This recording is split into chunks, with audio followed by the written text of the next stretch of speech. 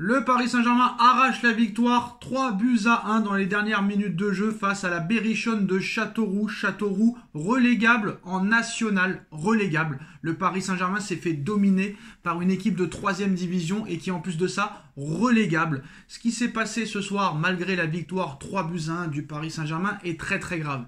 Parce qu'il y a beaucoup de gens vont retenir la victoire 3-1 du Paris Saint-Germain. Mais avez-vous regardé le match de la première à la 80e minute? C'est très grave ce qui s'est passé. Très honnêtement, c'est très très très grave. Alors je sais l'excuse que tout le monde va nous sortir. Il n'y avait pas la MNM, il y avait beaucoup de joueurs absents.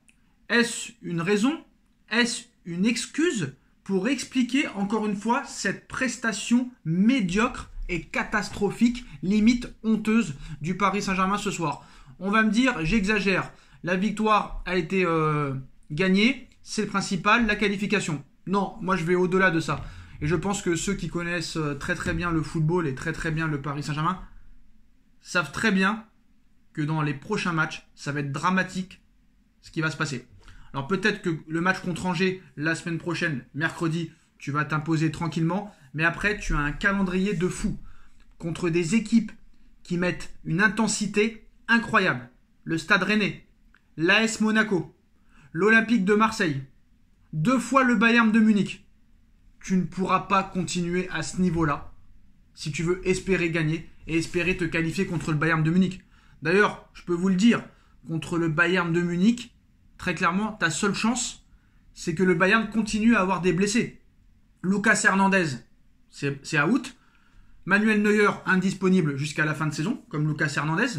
On a vu que Mazraoui est très incertain pour le match le 14 février, que Mané est très incertain, mais à la différence, c'est que le Bayern de Munich, eux, vont recruter. Mais au Paris Saint-Germain, tu n'as pas besoin de recruter.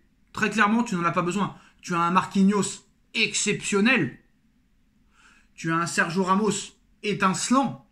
Tu as un El Shaddai Bichabou qui est exceptionnel. D'ailleurs, il a été exceptionnel sur le but concédé par le Paris Saint-Germain. Sa relance, elle est exceptionnelle. Je ne sais même pas si moi, quand j'ai joué au foot, j'ai fait une aussi mauvaise relance.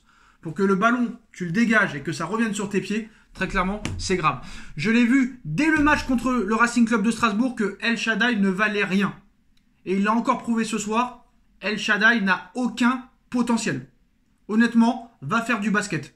Peut-être tu auras ta chance en NBA, mais le football, ce n'est pas pour toi. Je pense que tu es ici par rapport à ta taille, par rapport à ton poids. El Shaddai n'a aucun talent. El Shaddai, pour moi, c'est 0.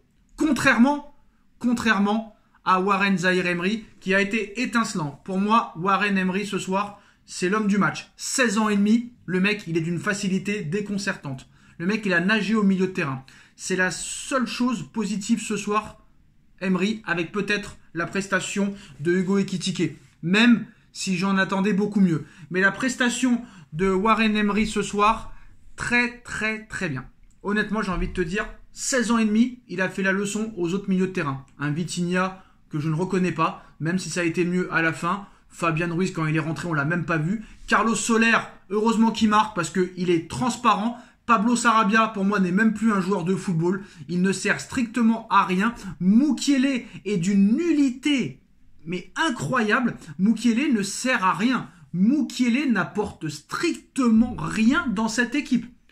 Quand tu vois le visage de Christophe Galtier, il a pris 50 ans en 3 semaines, le gars. Et c'est comme ça avec tous les entraîneurs du Paris Saint-Germain. Au début, tout est bien, c'est la révolution, on voit qu'il va se passer quelque chose de différent par rapport aux autres, mais il ne se passe strictement rien. Il se passe toujours quelque chose les premiers mois, et après c'est terminé. Jusqu'où a été le Paris Saint-Germain ce soir ? À 2-1, il te sort Ekitike et te fait rentrer Danilo Pereira pour tenir le résultat. Parce qu'il a peur que Châteauroux revienne. Mais Châteauroux a dominé la première mi-temps. Le relégable de National. Et on ose me dire que ce soir, cette équipe ne pouvait pas prétendre mieux au niveau du jeu.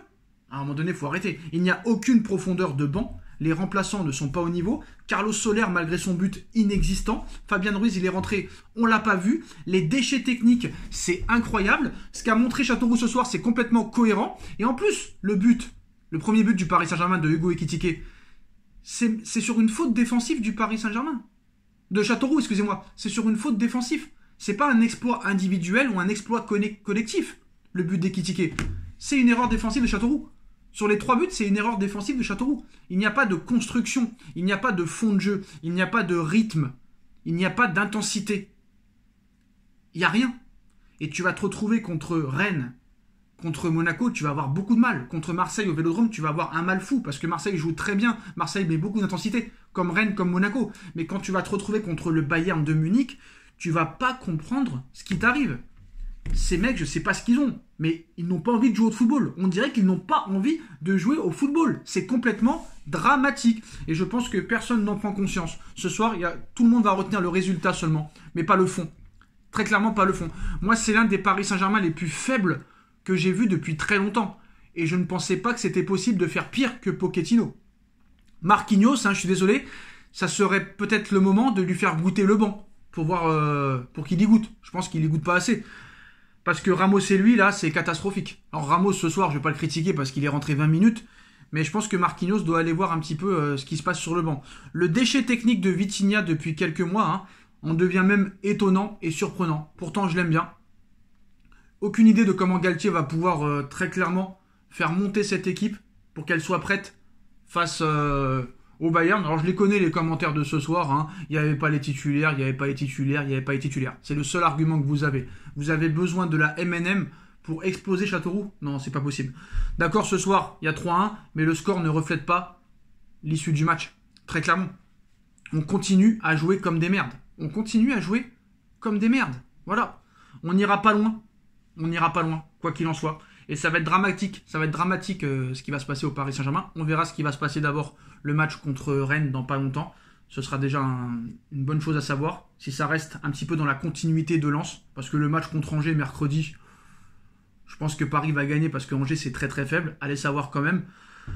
Juan Bernat, il faut en parler aussi. Juan Bernat qui s'est fait manger sur son côté. Toute la rencontre, Juan Bernat s'est fait manger. Tout comme Mukele. Et ce soir, à part Emery et à part Hugo Ekitike, ils sont tous nuls. Tous nuls. C'est ça qui est dramatique. Tous nuls. Contre Lens déjà, tous nuls. Et là, tous nuls. Alors on me dit, il n'y avait pas Neymar contre Lens et il n'y avait pas Messi. Ce soir, il n'y avait pas Neymar et Messi. Donc tu as toujours besoin de Neymar et Messi pour pouvoir gagner. C'est ça. C'est l'argumentaire du supporter. C'est l'argumentaire des médias. Moi, franchement, à un moment donné, tu peux plus défendre cette équipe. C'est pas possible. Là, c'est plus possible. Ils sont affreux. Très clairement, affreux. Ils sont trop tendres. Il n'y a aucune folie. Il n'y a aucune proposition dans le jeu. C'est ni fait ni à faire. C'est ni fait ni à faire. Tu t'endors. Tu t'endors. C'est ça ce qui est dramatique. C'est que tu t'endors complètement. Tu ne prends pas de plaisir à regarder cette équipe. Alors, tu as pris du plaisir au mois d'août et au mois de septembre, mais ça s'est très vite arrêté. Ça s'est très vite arrêté. Et là, ça va de pire en pire. Donc, on verra comment ça va se passer. Il n'y a pas grand-chose à dire sur ce match. Pour moi, l'homme du match, ça a été Warren Zaïre-Emery. 16 ans et demi, il leur a fait la leçon. Il les a mis à l'amende, très clairement. Félicitations à lui. Et je pense que Warren Emery doit être titulaire au milieu de terrain. J'ai pas peur de le dire. On s'en fout qu'il ait 10 ans, qu'il ait 15 ans, qu'il ait 35 ans. Nous, on parle pas d'âge. Voilà. Très clairement, on a vu. À chaque fois qu'il joue, à chaque fois qu'il rentre, il est bon. El Shaddai, il est nul. Voilà. T'ouvres tes 2 yeux et tu te fais le débrief du match en 2 minutes. Donc voilà, pour moi, l'homme du match, Emery. La catastrophe, ça a été El Shaddai Bichabou qui a été catastrophique. Mais bon, faut pas trop lui en vouloir. Il est jeune, hein. Mais Emery, c'est vrai qu'il est pas jeune. Voilà les postos. Victoire du Paris Saint-Germain, 3-1. On se retrouve dans quelques minutes pour le débrief de Nono. Tchuss.